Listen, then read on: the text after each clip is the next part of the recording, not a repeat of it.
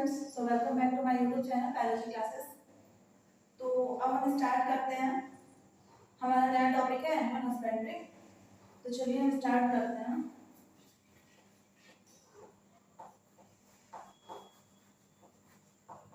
Animal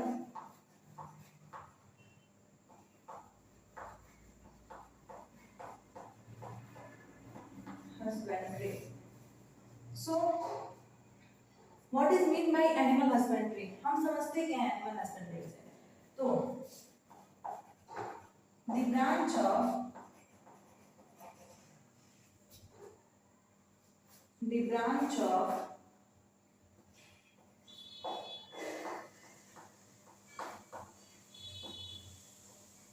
agriculture which deals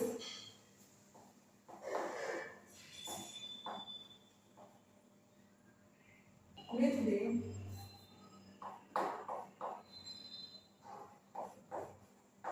feeding and breeding of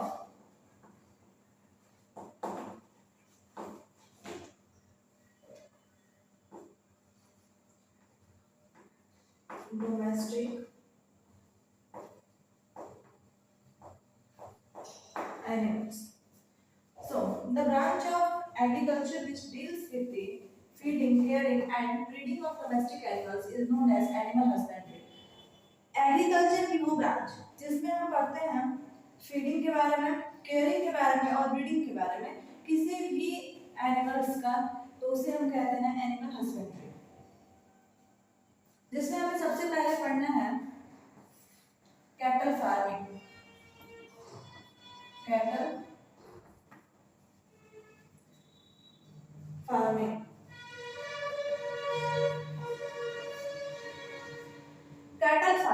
cattle farming में हम लोग feeding, caring और ब्रीडिंग के बारे में पढ़ते हैं काउस के एज वेल एज बुफेलोस।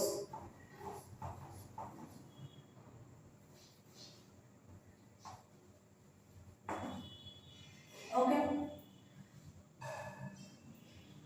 अगर हम बात करें जेनेरिक नेम, तो चलिए आप लोग इसको पहले इतना नोट डाउन कर लीजिए कि branch of agriculture which deals with the feeding, caring and breeding of domestic animal is known as animal husbandry. And first we have to talk about cattle farming, in which cattle farming includes cows and buffaloes. Okay, we have to know about generic names.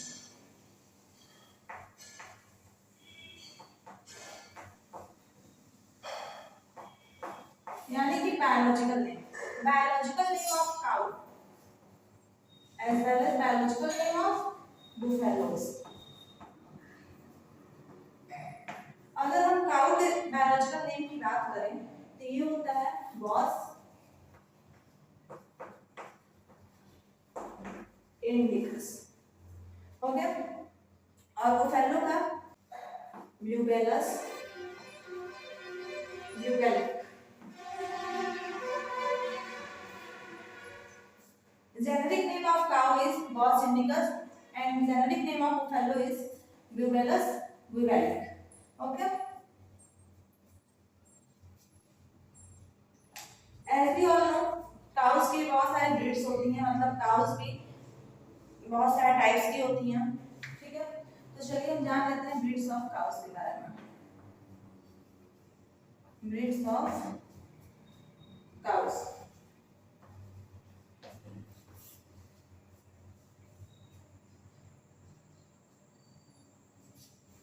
First red Sindhi, second Sahiwal and third one is गिर।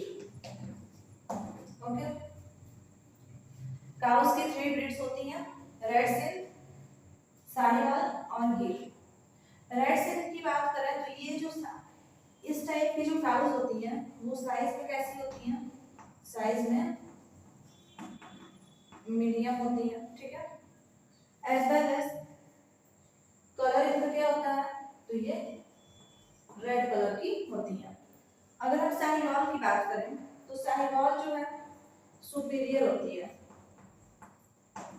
That means other cows के according ये superior होती है, सबसे ज्यादा milk produce करने वाली cow होती है, एज वेल एज ये लार्ज भी होती है, ठीक है।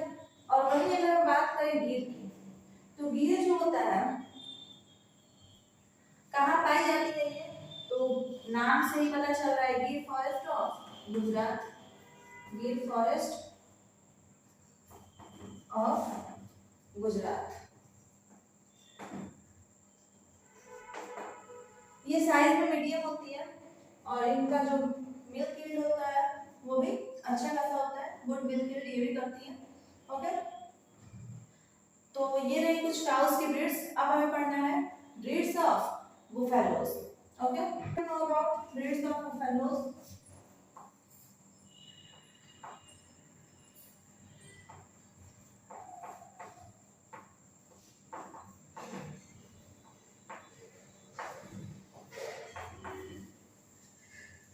ये भी फिर टाइप में आ जाती है।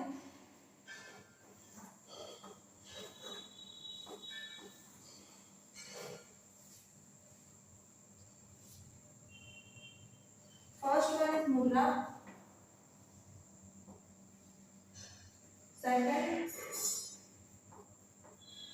Mehsana and third one is Surti. Murrah जो होती है वो हरियाणा एंड पंजाब की ब्रीड है, ठीक है। ये शॉर्ट होती हैं,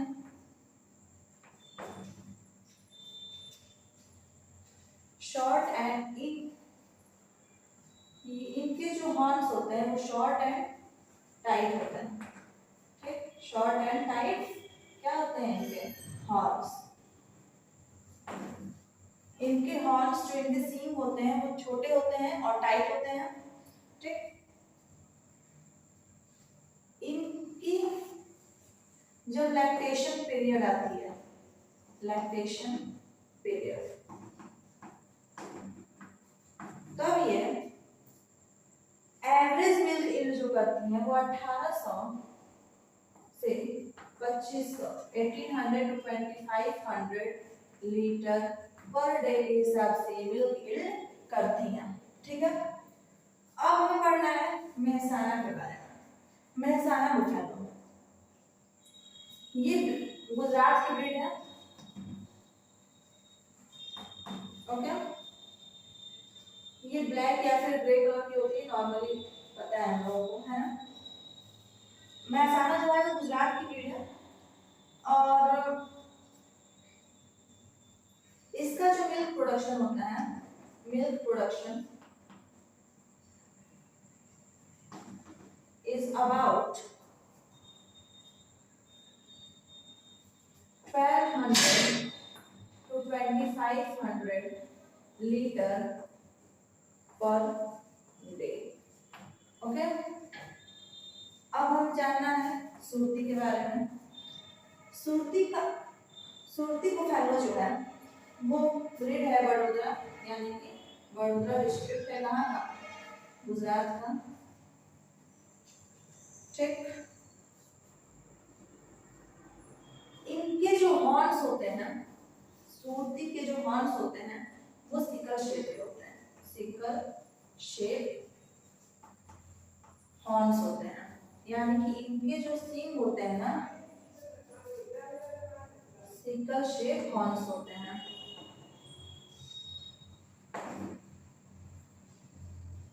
और ये मिल्क यील्ड करती हैं, ये जो बुफेलो होती है वो मिल्क यील्ड करती है 1600 to 1800 लीटर पर डे, ठीक है। देखिए फार्म मैनेजमेंट प्रैक्टिस के बारे में जानते हैं। Farm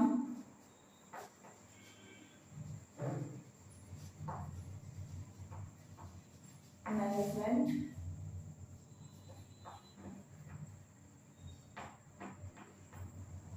like this. Farm management के लिए सबसे इम्पोर्टेंट क्या है? तो काउस एंड बुफेलोस के लिए प्रॉपर क्या चाहिए? शेल्टर चाहिए। और क्या चाहिए? क्लीनिंग होनी चाहिए। ठीक। एज वेल एज हमें केयर करना चाहिए, notice on health, notice on health of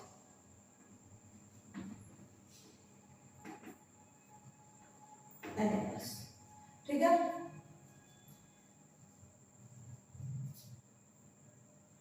अगर हम बात करें components of cattle farming,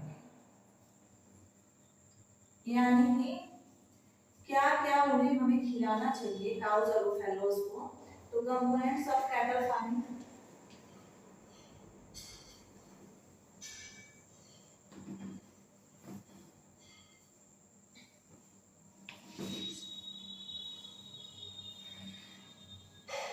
first होता है roughage. Roughage in the sense green fibre, means green घास है, ठीक है, हरी घास, और सीलेस हे एक्सेट्रा। और अगर हम और फिर सेकंड आ जाता है कंसंट्रेट्स,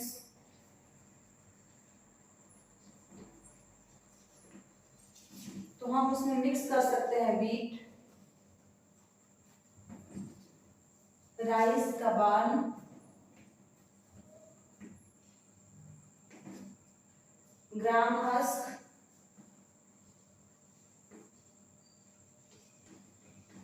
एक्सेट्रा।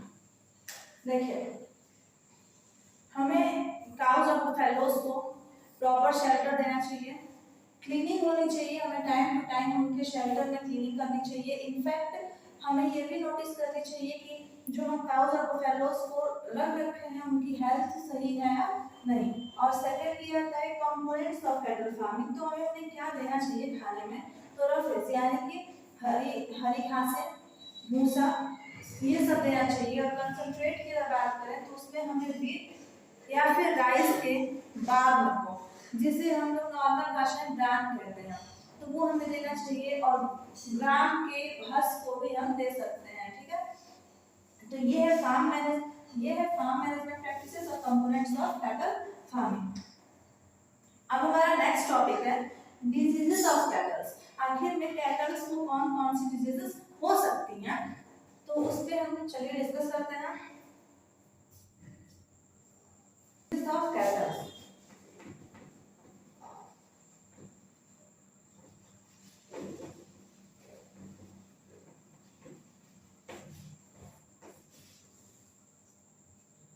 फर्स्ट है पैरासिटिक,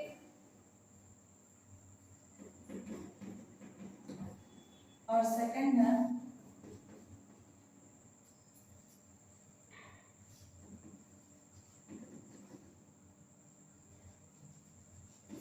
इन्फेक्शियस। ओके, पैरासिटिक जो होती है वो एक्सटर्नल भी होती है, पैरासिटिक डिजीज जो होती हैं वो एक्सटर्नल भी होती हैं एज वेल एज इंटरनल भी होती हैं। ठीक, एक्सटर्नल की अगर हम बात करें तो वो किससे हो सकती हैं? फ्लीज से, फ्लीज से, ठीक है। और अगर हम बात करें इंटरनल की, तो इंटरनल किससे हो सकती है? Worms, flux. और इन्फेक्शियस की बात करें तो इन्फेक्शियस डिजीज होती है वायरस एंड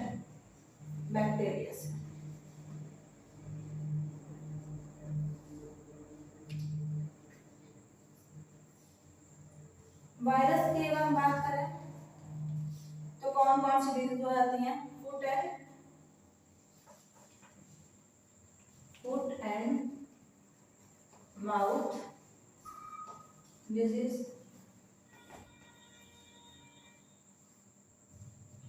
और कौन सी हो सकती है?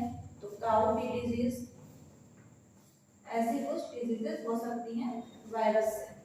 और अगर हम बात करें बैक्टीरिया की,